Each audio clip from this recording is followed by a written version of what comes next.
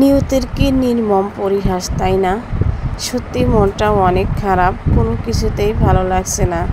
যতবার খবর দেখছি ততবারই মনটা একদম খারাপ হয়ে যাচ্ছে, চোখে পানি চলে আসছে। আসলে যে বাচ্চাগুলো সকালবেলা বাবা মার হাত ধরে স্কুলে গেছে, অথচ সেই বাচ্চাগুলোই কতজন লাশ হয়ে বাড়িতে ফেলেছে। আসলে এইসব জায়গায় যদি আমাদের সন্তানরা থাকতো, একবার ভেবে দেখেছেন কতটা কষ্ট হতো আর কতটা যন্ত্রণা হতো আমার সেই বাচ্চাগুলো দেখে কেমন যেন সহ্যই করতে পারছিলাম না। আমি খবর দেখতে গেলে কেমন যেন চোখে পানি চলে আসে। কতটা যন্ত্রণা সহ্য করছে এই ছোট ছোট কচি বাচ্চাগুলো, আর বাবা মাইমান কীভাবে সহ্য করছে। সত্যি আল্লাহ যে কখন কিভাবে কাকে বিপদে ফেলে সেটা আল্লাহই ভালো জানে, যদিও সেটা একান্তই আল্লাহর ইচ্ছা, এখানে আমাদের কোনো হাত নেই। আমরা শুধু এটাই করতে পারি, তাদের জন্য দোয়া করতে পারি যে যারা মারা গেছে তাদের পরিবারকে যেন আল্লাহ ধৈর্য ধরার তৌফিক দান করে, আর যারা অসুস্থ তারা যেন খুব তাড়াতাড়ি সুস্থ হয়ে বাবা মার কাছে ফিরে আসতে পারে। আসলে কচি কাঁচা বাচ্চা দেখেই হয়তো বেশি কষ্ট লাগতেছে, কারণ ওরা তো অনেক কিছু বোঝে না, ওরা কষ্ট সহ্য করতেও পারে না।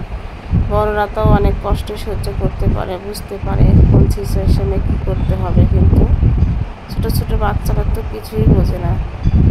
দেখা যায় যে বাচ্চারা যখন অসুস্থ হয় আমরা মা মনে করি যে আল্লাহ এই অসুখটা যদি আমাদের হতো তাহলে হয়তো সহ্য করতে পারতাম, কিন্তু আমার সন্তানকে তুমি কেন অসুস্থ করে দিলে? তাহলে একবার চিন্তা করে দেখেন তাদের বাবা মার কতটা কষ্ট হচ্ছে। এগুলো আসলে ভাষায় প্রকাশ করা যায় না, আর কাদের জীবনে কখন কি চলে আসে এটাও কেউ বলতে পারে না। সবই উপরওয়ালার ইচ্ছে, আল্লাহ ইচ্ছে করলে সবই করতে পারে। তো যাই হোক, চতুর্দিকে শুধু যন্ত্রণা কষ্ট নিয়ে সবাই আছে। আমরা কী বা করতে পারি? কিছুই করার নেই, শুধুই দোয়া করি যেন তাড়াতাড়ি সুস্থ হয়ে যায়, প্রত্যেকটা সন্তান তার বাবা মার কাছে ফিরে যায়, আর এমন দুর্ঘটনা যেন আর কোনোদিন না ঘটে। এটাই তো, তাছাড়া তার কী করবো বলুন। সত্যি অনেক খারাপ লাগছিল যে সে জায়গায় মোবাইল ধরলেই সেই একই ভিডিও, একই খবর। আর কিছু কিছু বাচ্চার অবস্থা দেখলে তো একদম করুণ অবস্থা। কী করে সম্ভব এগুলো আসলে ভাষায় প্রকাশ করা যায় না। তো এই তো আর কি বলবো, বলার ভাষায় হারিয়ে ফেলেছি।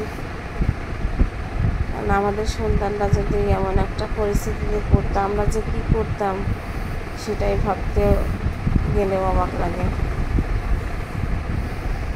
তো সবাই দোয়া করবেন যেন বাচ্চাগুলো খুব তাড়াতাড়ি সুস্থ হয়ে যায়।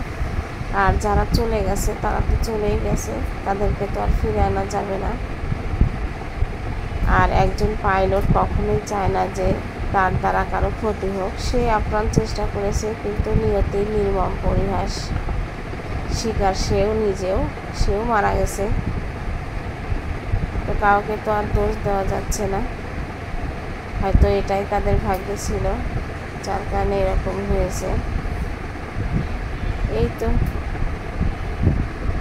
সবাই ভালো থাকবেন, সুস্থ থাকবেন, আল্লাহ হাফেজ।